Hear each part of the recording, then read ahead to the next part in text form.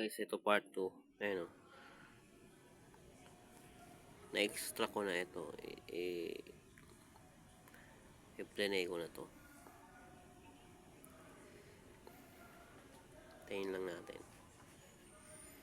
Pero naglo-loading naman siya.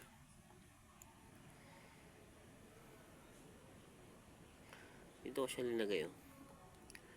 Old game file. Pag na-extract mo na siya, click mo, ayun na siya, lalabas siya. Hindi na siya zip file.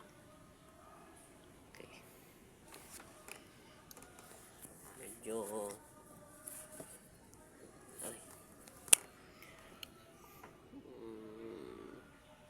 tagal ng loading oh.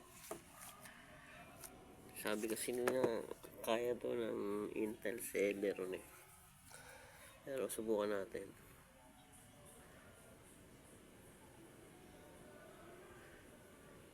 Sana hindi namang hingi ng CD or namang requirements pa. Tuloy-tuloy na sana. Tagal guys. Tagal niya mag-open.